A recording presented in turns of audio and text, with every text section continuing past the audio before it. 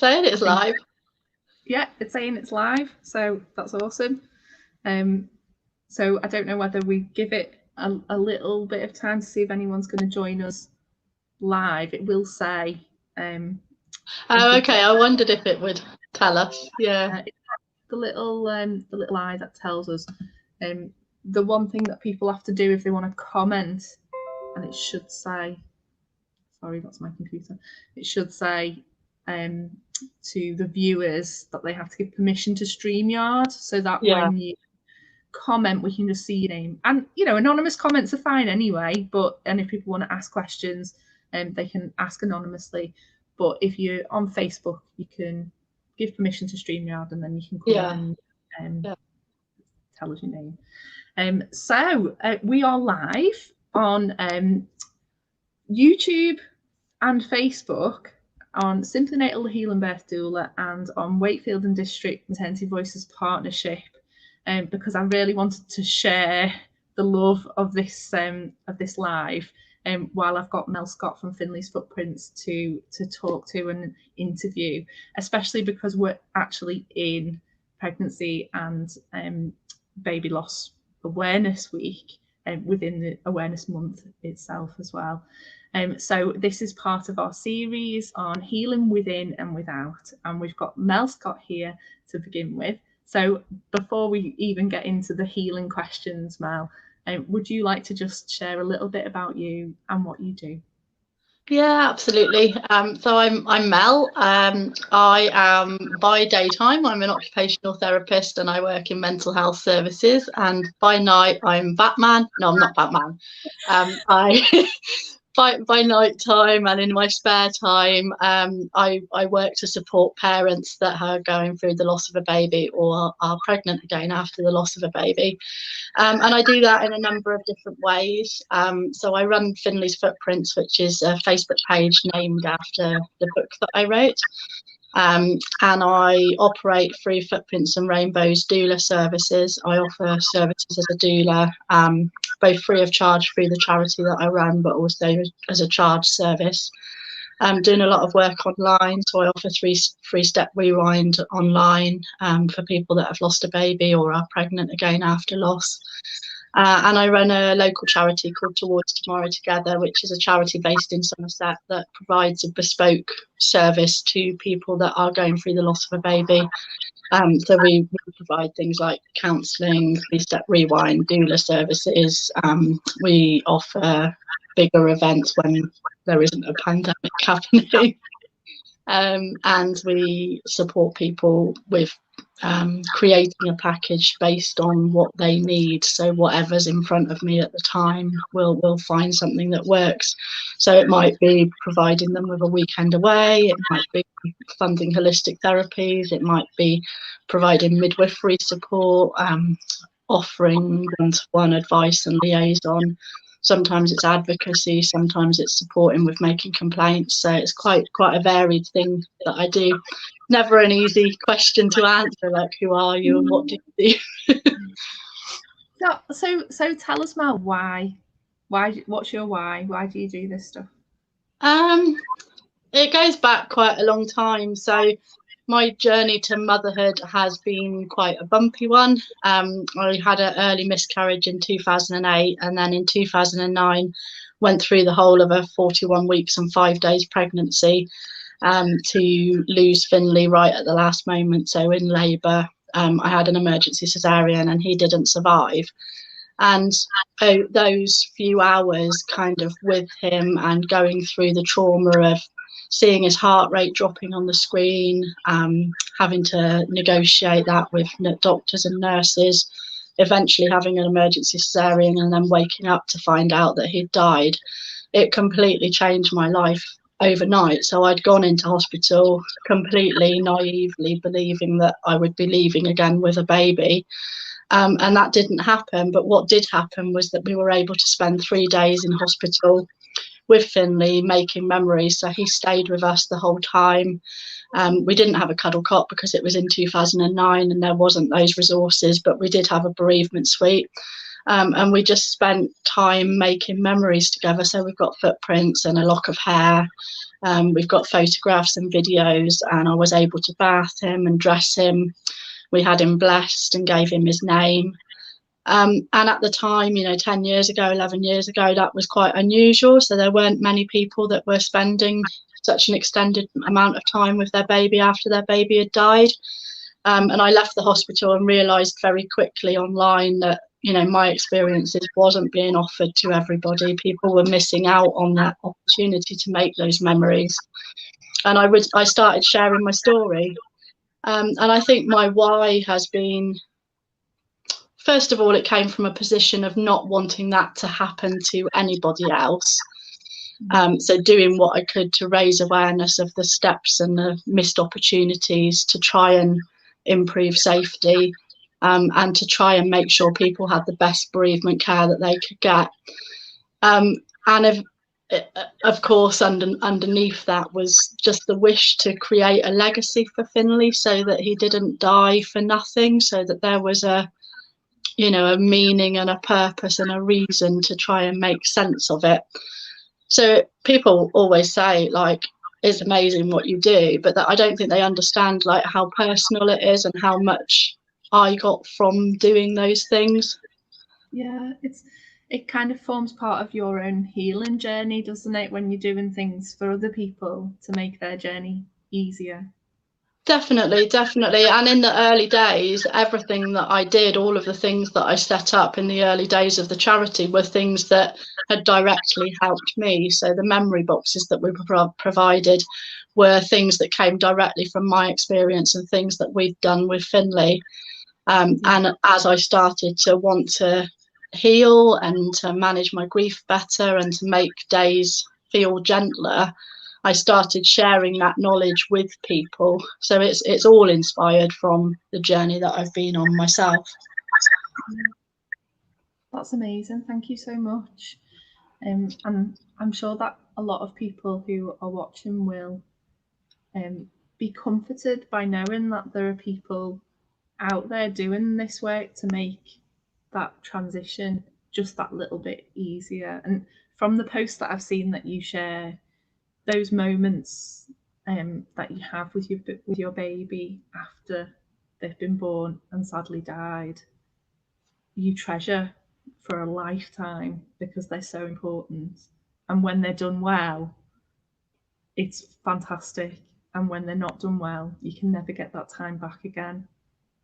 Yeah, so there are people coming through now that are losing their babies, in 2019, 2020, that they'll never know what it's like to not have a memory box, or to not be able to hold their baby or cuddle their baby or wash their baby or take photographs with their baby or have beautiful photographs given to them by a charity, because those things exist now. But a lot of the services that are out there that help people at that time come from a parent going through the worst experience of their lives to set that up to help other people. Yeah, absolutely. And people like you, and unfortunately, there are many, aren't there? There are, yeah. Still one of the things that we don't talk about enough in general society. We're not prepared for, because we don't hear the stories, and people don't have a voice either when they're not given the platform to talk about these things. No, and that's, I think, one of the biggest things that have changed over the years. So in 2009, there really wasn't a platform for talking about baby loss. It really was like a hidden subject. You had, Anne Diamond in the 1980s perhaps was the celebrity that was talking about it most and managed to make a big impact. But in that time, SIDS and SIDS reduced by kind of 75%, and we didn't touch the stillbirth rate in this country, So it was really tough kind of learning after we lost Finley that there were things that could have been done that not only would have saved Finley, but actually at that point were thought to have been able to save 50% of the babies that died. And it was just heartbreaking to realise that actually in the 10 years before Finley died, people didn't care enough or didn't know enough to try and make those changes. And initially I was just, I was sharing my story, and I was lucky to find lots of different platforms to be able to do that on. So I was on BBC News and on local radio and on ITV, and I was in the documentary Still Loved. And I think it probably took 4 or 5 years of kind of constantly sharing our stories. It wasn't just me, there was lots of people sharing their stories very, very publicly. And then all of a sudden, maybe 5 years ago, things started to change, and we saw a bit of a shift, and prevention started to be more talked about. We had research days around how can we improve the research so that professionals know what changes they should be making in order to save babies' lives. And obviously the pandemic is it feels like it's wiped out a lot of those changes and a lot of that work, and we've taken a few steps backwards. Yeah, it's a very tough time, and certainly a really tough time for people who are experiencing loss at any stage right now. And we might come back to that later. I might ask you for some advice for those people. I'm going to ask you a strange question next. Well, it might seem strange, but I think you'll have an answer for it. So the question is, what's the favourite thing about what you do? And I know for some people they might think, how can you have a favourite thing about talking about baby loss and stillbirth? But I'm sure that you do have a favourite thing. What is it? I do, and picking one is probably the hardest thing, singling out one thing of everything that I do. It's changed. Different things mean different things at different times. I think at the moment I've really seemed to have slotted into a place of, I really enjoy working with people that are pregnant again after a loss. And I get a lot of joy from understanding where they're coming from, where they're starting their journey, and the fears that are there, the anxiety, the worry, the flashbacks, the nightmares, and the hope. And I get a lot of pleasure from nurturing that hope and helping them to find a way to not only exist in their pregnancy, not only survive it, but to actually come out of it with more hope and a sense of healing from it that may not otherwise exist. Absolutely, amazing. And I mentioned to you before we came live that I felt like there were a lot of similarities in what we do anyway, because we're both really doing the thing that we love for the same reasons, that we're trying to not only prevent people from experiencing what we've experienced, but actually help those who have experienced what we've experienced to have another experience that is going to help put them back together again, from a place of understanding what that's like. So I think we could just talk about it all night long, and I'm really excited to be speaking to you, because I do feel like there's this connection in what we do, and it's for the same reasons. And in fact, a lot of people that I support have experienced loss and trauma, and loss and trauma tend to kind of come intertwined anyway, don't they? And certainly my birth trauma was, I can look back and reflect on how that was affected by my miscarriage. I had an early miscarriage before my pregnancy with Riley, so then the loss, the trauma that came from that loss that I didn't know it was trauma, manifested itself in that pregnancy and then in that birth. It's much easier to see that now, but if I'd have had support from somebody like you at that time, I might have been able to understand that and do something about it. And I think that's where I'm coming from too, in that actually I'm giving to people what I didn't have. So I got pregnant again after Finley, and my daughter was born just over a year after he died. And the two pregnancies couldn't have been more different. I was so relaxed and nurtured and the healthiest I'd been, and I really loved my pregnancy with Finley. And in comparison, my pregnancy with Tony Joy was scary. It was filled with anxiety from the moment we learned that we were pregnant till the moment that she was in my arms, and actually the anxiety didn't stop even then. And there was very little that I could do to kind of get control of that anxiety. That's where my motivation comes from, really, in that I want other people to know that you don't have to go through pregnancy in so much pain. It doesn't have to be that way. Of course, the anxiety is going to be there because of your experiences, but there are ways that you can reduce it and find a sense of peace and control and empowerment, even though you're living with loss. Oh, absolutely. I hear what you're saying completely. So I'm going to kind of work through some of the questions that I've pre-warned you about. Yeah. Because this series is called Healing Within and Without, I just want to ask you what that means to you. How do you interpret that? For me, they were completely intertwined. So I didn't feel like I would be able to help other people heal if I didn't do the work on myself and if I didn't heal what was going on for me. So all the way through, I've been working on myself and helping myself to heal within, while supporting other people and helping the world around me to heal outside of me.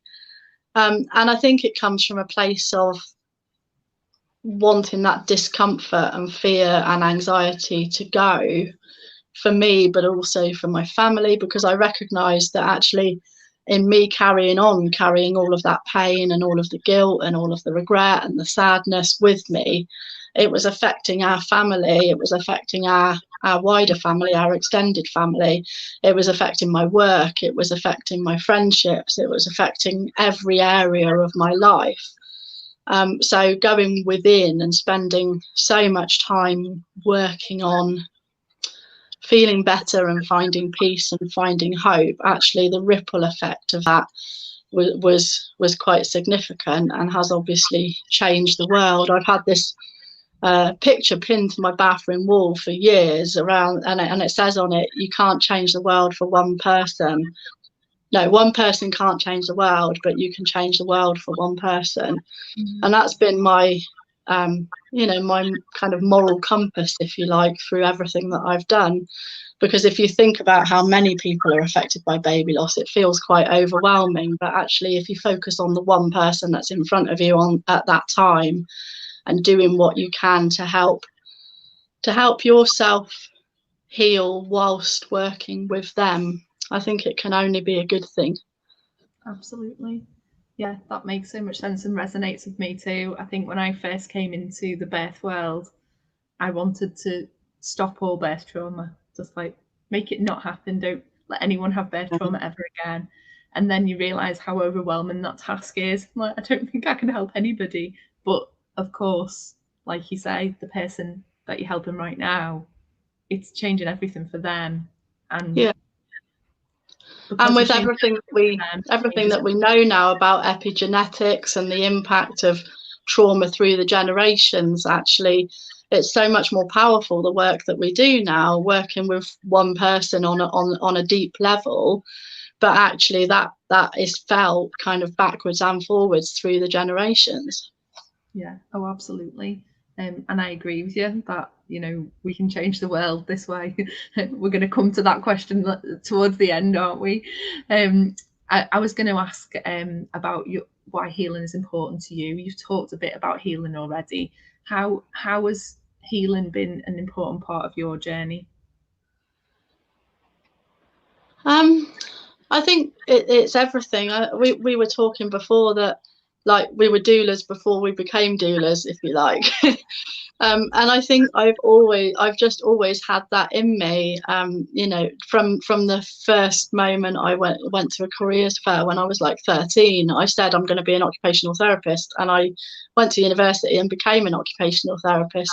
And I couldn't have predicted then kind of where that start in life would take me, but I always gravitated towards communication difficulties or mental health difficulties, and I've been kicking it. I've been been a therapist in mental health services for 20 years now, because I just feel like I have an intuition and an empathy, you know, that you can't learn it in a book. It's just something that's inside me. And I think I love working in a profession where I can bring in that empathy and bring in that intuition and really use the skills that I've learned to work out what people aren't saying, you know, the words, reading between the words to find out what's really going on. And I think healing provides a way of being able to do that. It's a way that I can be completely and utterly 100% myself in the world. Yeah, absolutely. So we touched on epigenetics and how we might have a generational impact with healing. So what do you think the wider context is then, if we're helping these people one by one to have better experiences or to heal from their trauma, and what's the impact of that in a wider way?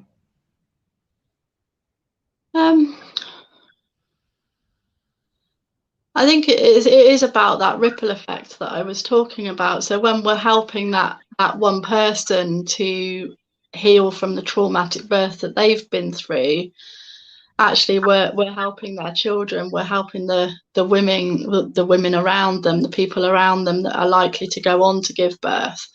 We're changing the world through example. So, you know, when you read about baby loss, people are often like, it's the most difficult thing, it's the every parent to be's worst nightmare. But by working through healing modalities, actually what you do is give them a framework so that it becomes less scary. All of a sudden, we're not dealing with the unknown and, you know, with things that are scary that that are out of our control. We're putting a framework around it that means that we can guide people through the most difficult days of their lives, and they can come out of the other side. You know, they might not be the same person as they were when they went in, but they're still a person, they're still whole, and that journey that they've been on becomes part of the person that they are. And I think that's one of the biggest things that we can change through the work that we do, is to just help people feel whole again and feel like they have some control and some sense of who they are in the world and what their world is now.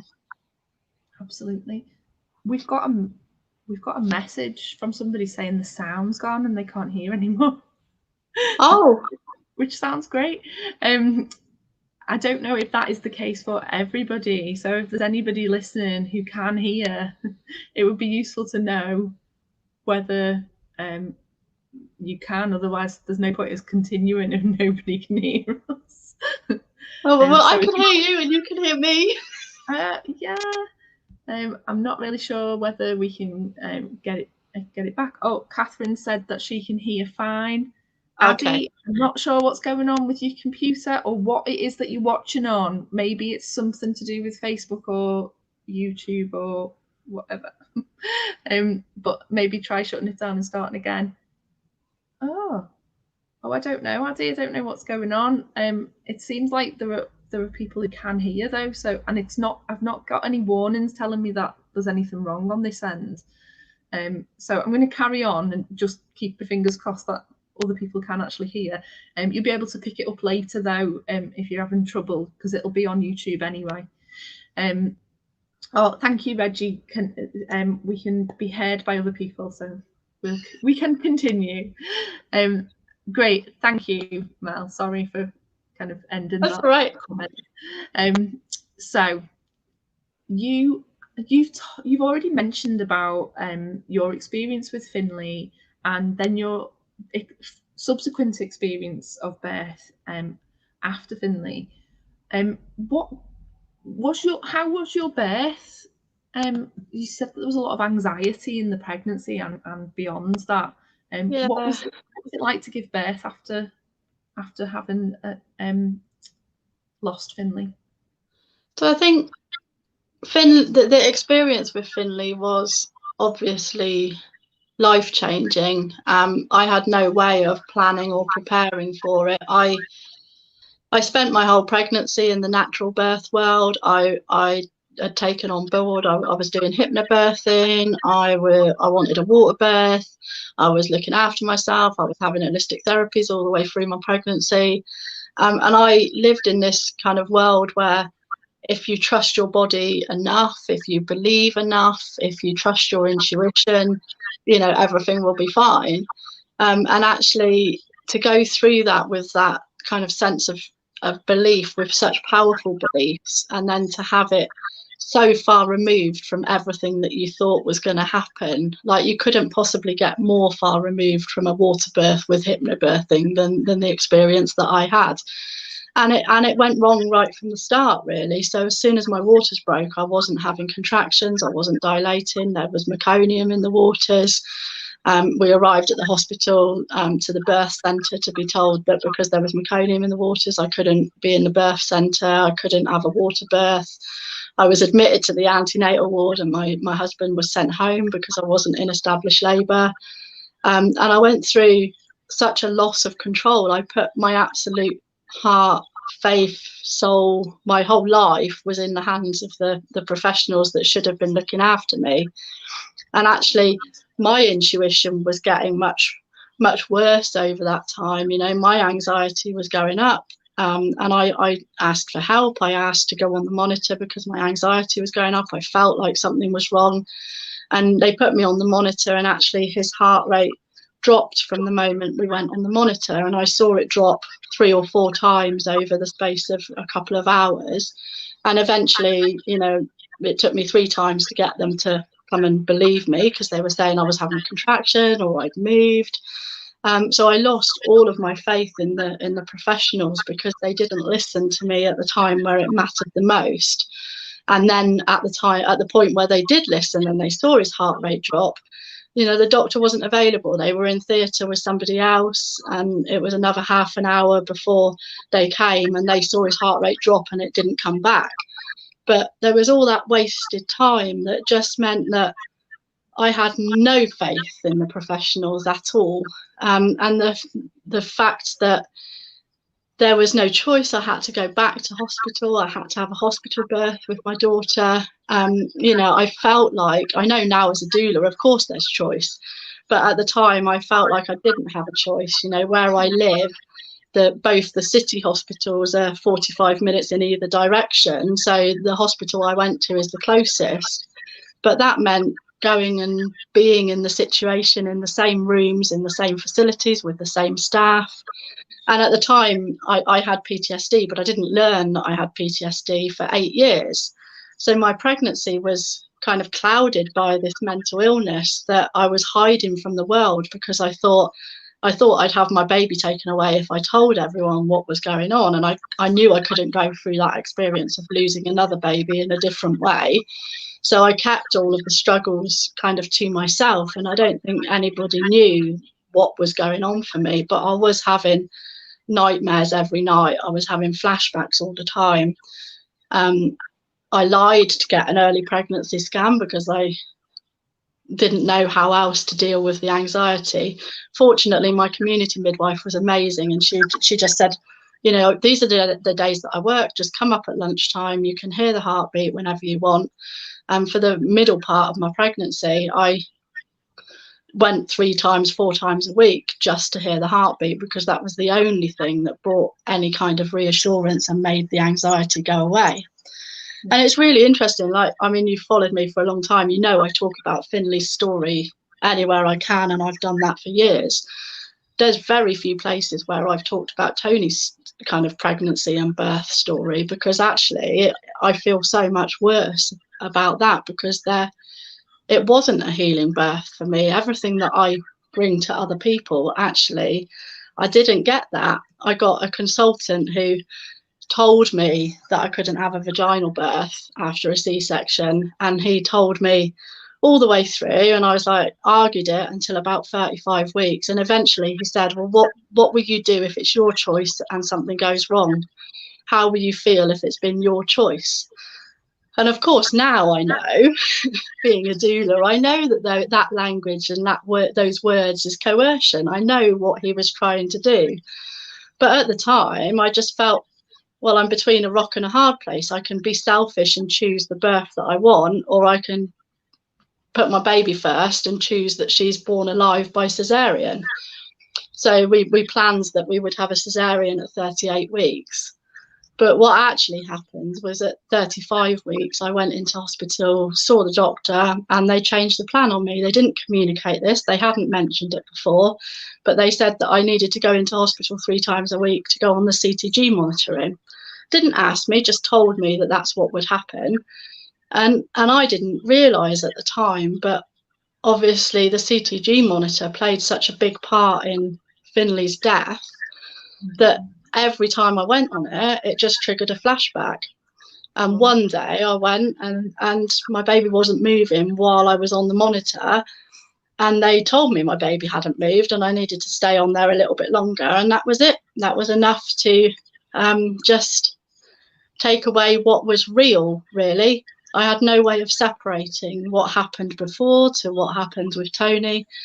Didn't know what was real and what wasn't, and I refused to leave the hospital. I just like, you need to take this baby out. All my choices are gone in that moment because I was just so terrified. I didn't know what to do. I was just convinced that she was dead, and nothing anyone could say. Like, they could see my belly moving, and I just couldn't listen. I couldn't take it in at all. So I asked for a cesarean at 37 weeks. And I was lucky that the doctor who knew me changed his shift. The bereavement midwife changed her shift. So I had familiar staff around me. And we've got this photo that is just the most bizarre photo of me and Baz, like dressed up in all the hospital gear, waiting to go in for our cesarean. And just the relief and the smile on my face because it's over. I don't have to go through this anymore. And that's not the way that anyone should feel about their pregnancy or meeting their baby. You should be excited. You shouldn't be excited because it's going to be over. And I just got to the point where I couldn't do it anymore.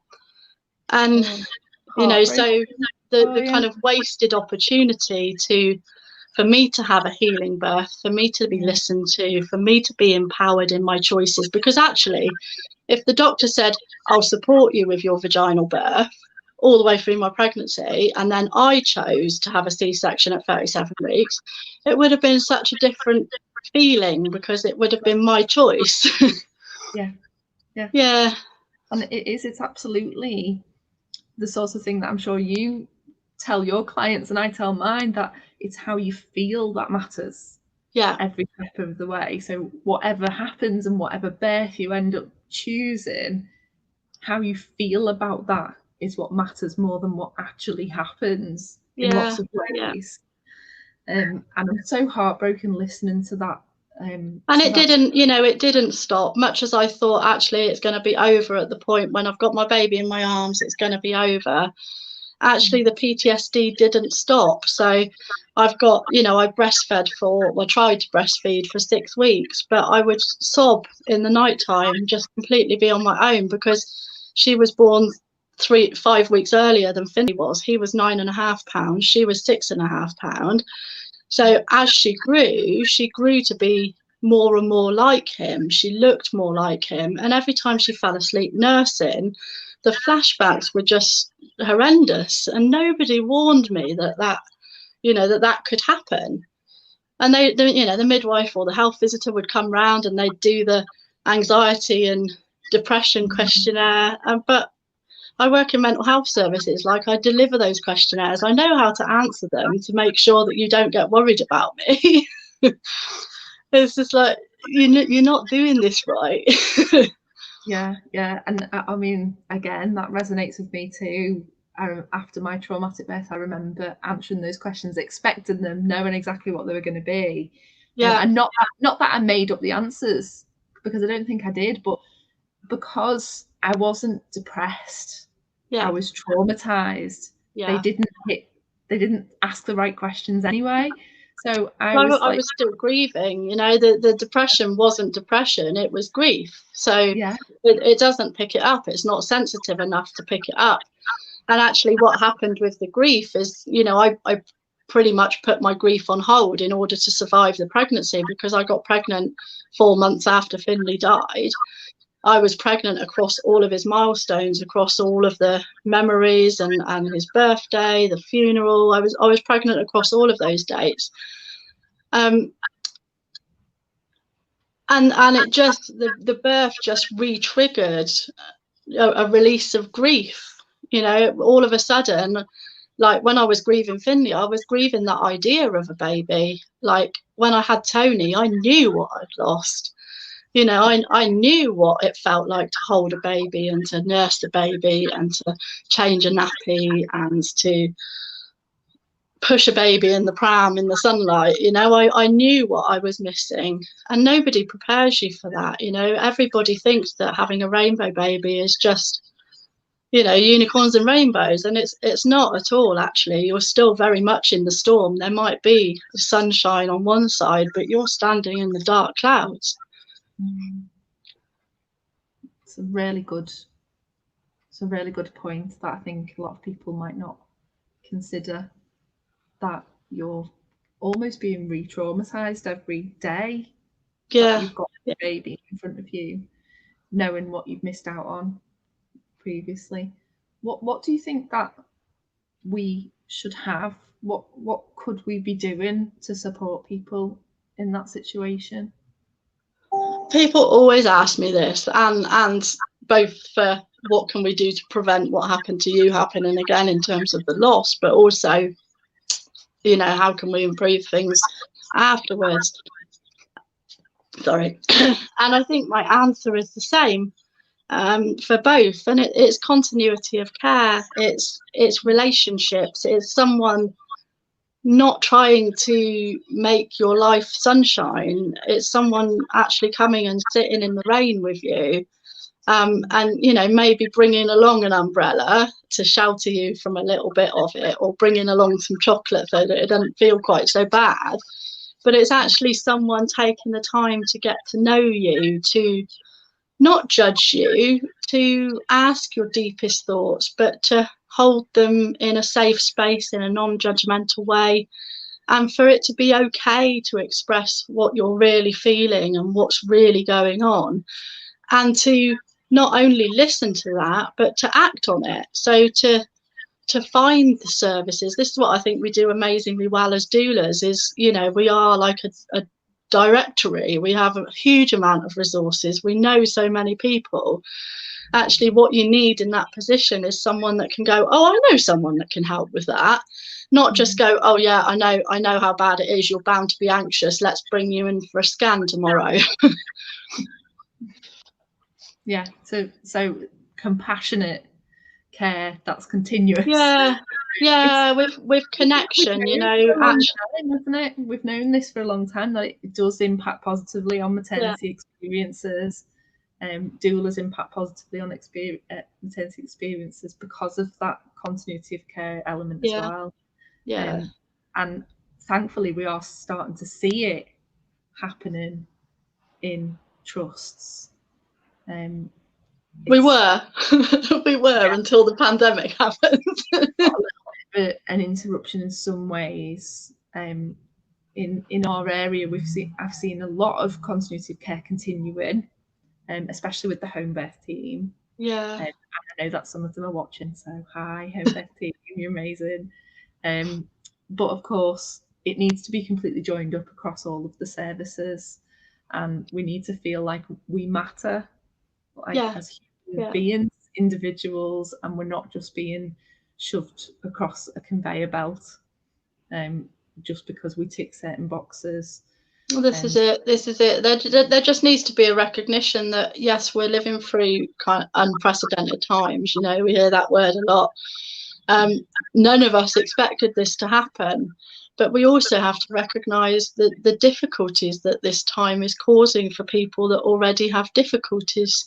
You know, people should be able to, you know, assess the risk of their physical health from the pandemic and from the virus compared to the risk to their emotional health of not having their partner with them for a scan where they might hear that their baby has died.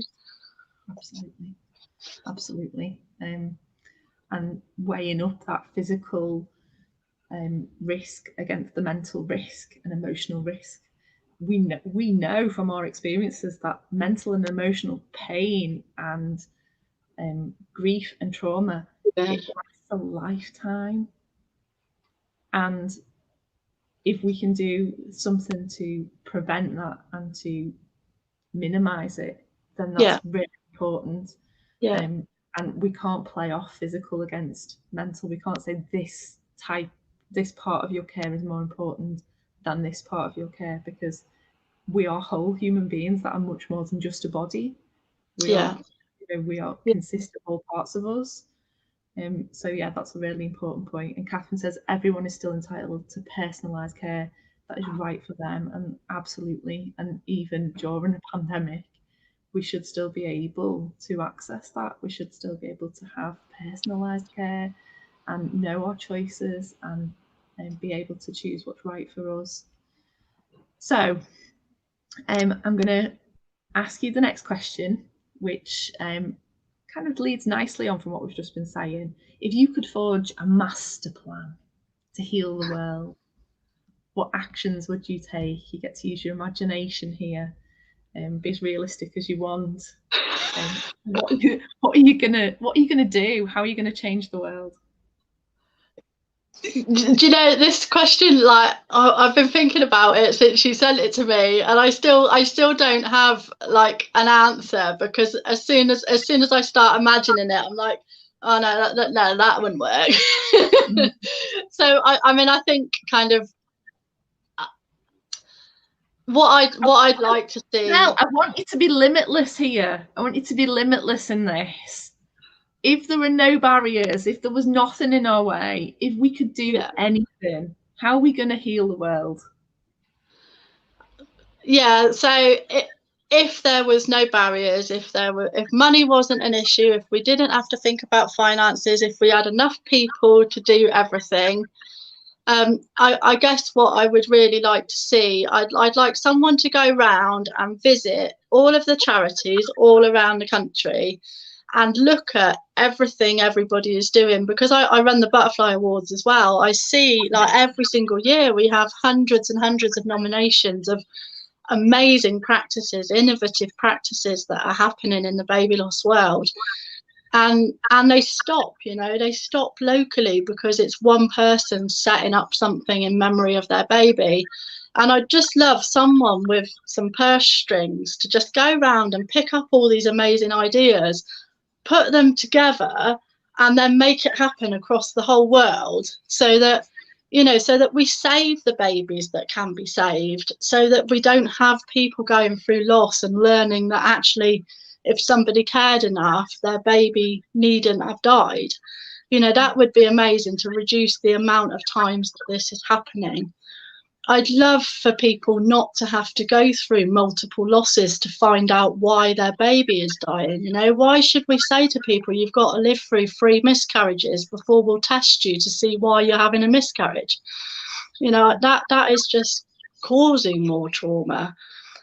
I'd love to see amazing midwives replicated across the whole country and supported, and for there to be enough of them that people can have the care that they want. Not everybody will want one midwife all the way through their pregnancy, labour and birth, but for those that do need that, we should be able to provide it.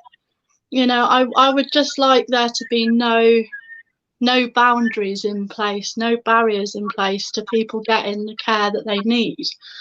Let's look at what works, and let's build on what works and try and grow it, because if babies are not dying and babies are not, families are not being destroyed, that can only help the next generation. I get so worried when I think about what my daughter's been through, the experience that she's had coming into our family, because she was born to two very traumatized parents who have had to do so much work on themselves over the last 10 years that actually the work that she's needed maybe hasn't happened in the way that it should have done.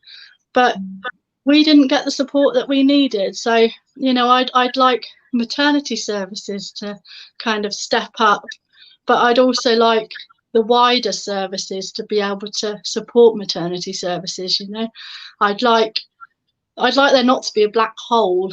So I'd like it, if you need support, I'd like you to be able to get support. You know, I'd like you to be able to go to mental health services and say, I need a counselling session tomorrow. I don't want to wait 10 months for it. I want to be able to go and say, actually, I found out about this therapy. I think it would really help me. And for someone to go, oh yeah, we can see you've done your research and you know yourself inside out, and you don't need to wait 8 years to be diagnosed with PTSD. We'll believe you and we'll give you the counselling that you need. You know, I don't want there to be gaps between services. You know, if people need support while they're growing their family and healing from the traumas that they're going through, let's put that support in place. Let's send them on a holiday with a carer to look after their children so that they can see a counsellor. Let's not take their children away from them because they're grieving and take them to social services. Let's support that family unit and reduce the trauma, not cause more trauma for more people. Absolutely. Some really, really great points in there. And definitely, I think if we do set up some sort of council for healing the world, you'll definitely be on that panel with your ideas. I'll make sure you're there. And, you know, it's not even asking that much, is it? We're asking for joined up thinking, for co-production. We're saying, listen to us. We've had these experiences. Listen to us. We've got really good knowledge to share. And look at what we're already doing and take heed from that, because we're doing it for a reason and it's helping people. So I think that's actually a pretty good plan. Let's do it. Let's get a council for healing the world. That would be great. Of course. Why not? It has to start somewhere, doesn't it? So I have taken a lot of your time tonight, and I've just got one more question to ask you. If people want to know more about your products and services, not necessarily products, but you do have products because you've got those cards. I'm so excited. Do you want to tell us a bit more about them, and also about how people can get in touch with you if they want to work with you? Yeah, so people can find me. They can buy my book to hear more about my story with Finley. So that's my diary for the 4 or 5 months after I lost Finley. So it's a real insight into life after the loss of a baby. So Finley's Footprints, you can get it on my website, which is finleyfootprints.com/shop, or you can find it on Amazon. You can also, if you wait for 1 more week, you'll be able to get my pregnancy after loss affirmation cards, which is a set of 40 affirmations for people that have been adapted or created for people that are pregnant after a loss, to give them a sense of hope, and so that they can hold on to hope until they're holding their baby. So I did a big crowdfunder and got over £5,000 to help me create those. So I've now placed an order for 500 packs of cards, which will be arriving hopefully this week and going out to the people that supported the crowdfunder, and then they'll be available hopefully on Amazon and on my website too. And a range of products will follow that, really, for pregnancy after loss, both for professionals working with people that are pregnant after a loss, but also for families themselves. And people can follow the Butterfly Awards. So we would have been holding the 8th Butterfly Awards next weekend, this weekend coming, but obviously the pandemic has cancelled that for us for this year. But hopefully we'll be back next year, so you'll be able to nominate through the year, and you can nominate health professionals, so midwives, doctors, counsellors, chaplains. You can nominate charities, authors. You can nominate parents that have been through loss as well. There's 12 different categories that you can nominate in, and then we shortlist throughout the year, and then those people get to attend a really lovely awards event in October. Oh, that's lovely. What I was going to say now. I really love the tagline that goes with the cards, holding hope until you're holding the baby. Love that. It stays in my mind now. And I was also just going to say that I loved your crowdfunder as well. I thought that was inspired. Like, that was it was a great idea to do it that way. And yeah, it gave me lots of ideas as well. It's the only way I could think of to do it, because the cards are, you know, it costs like £40 to buy one pack of cards if you just want to buy one pack. So I had to be able to raise enough money to get the cards designed, get them created, to be able to buy a sample, and then to be able to buy enough to make it sustainable to continue providing them. So fingers crossed I'll be able to continue providing them. But it worked so well, and people really got on board with it. You know, there was amazing support. And are you providing those to trusts as well for so there was a pay it forward option. So I've got lots of cards to be able to deliver. So we'll deliver to the hospitals that we work with through my charity free of charge. And there were other charities that bought a bundle as well to be able to give to trusts. So that would be the aim, is to encourage the kind of pay it forward so that it can be made available for other people. Yeah, fantastic. Oh, thank you so much, Mel, for giving up your time and for coming and sharing your story. Really emotional, but also loads of hope in there as well. And I'm sure it will help others as well who are in a similar position or can resonate in some way with your story. So thank you for being here. Just was checking if there was any questions. I don't know if anyone watching has got any questions before we go. I haven't seen any come through on the chat, but if you do have any questions for Mel, please pop them on now and we can ask them. I'm out of questions. I've done a lot of talking already on, haven't I? And we did have Catherine just say that sadly these services are separate from political, until the services are separate from political control, they'll always be disjointed. Yeah, this is it. Shame, isn't it, when we're thinking about it like that? Yeah, which makes everything just so political. Like it feels like everything's become political since I've come into, I don't know, since I've become an adult. Like I've had enough. Everything's political. Yeah, and it makes you feel quite like much more of an activist, doesn't it, than you ever thought you were going to be. Oh, Addie said thank you for sharing your story, Mel. Oh, thank you for listening. Addie's one of our wonderful home birth midwives. And we've got Lauren, who said, looking for someone who feels my soul. So I'm not really sure what that means, Lauren. But I think if you've experienced loss before, then you might have found that in Mel, that somebody who can feel what that feels like. But if you'd like to talk further, then send us a message afterwards and I'll try and get you. Yeah, do that. And if you want to check out, my charity is running a campaign this week called You Are Not Alone. So you can visit Towards Tomorrow Together, and there's some posts on there that would be amazing if people would share them. It's posts of from a photography project photographing people after the loss of a baby.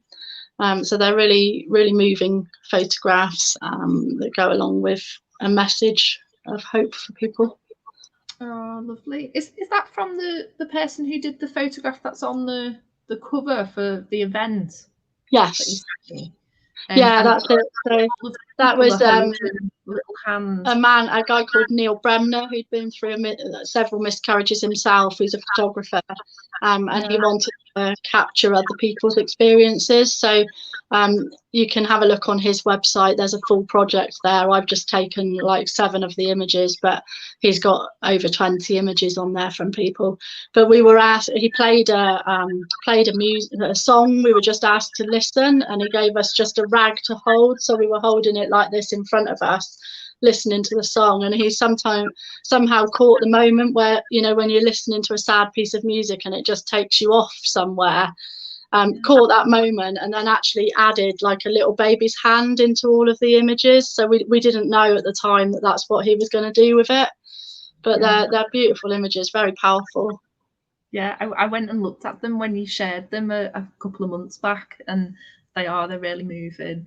And it shows you the power that art has as well to bring people together and in human experience. And how important it is that we keep that and we don't let go of that, even during difficult times. You know, we need it more than ever, don't we? Yeah. And Reggie just says thank you. Thank you both so much. So thank you for everybody for joining as well. And obviously, if people watch on replay afterwards and they have any questions, then we'll do our best to come back and answer them too. And yeah, so, the technology worked. Technology worked. Hopefully, yeah, it seems as though it did. Thank you so much for joining me, Mel, and for and thank you for those people who've come on to watch live as well, and for supporting this idea, which is just an idea, but it's a nice way for us to get to know what other people are doing and how people are supporting others to find their healing journey. So I'm going to leave it there. Have a really great rest of the evening. And take care. You. Bye-bye.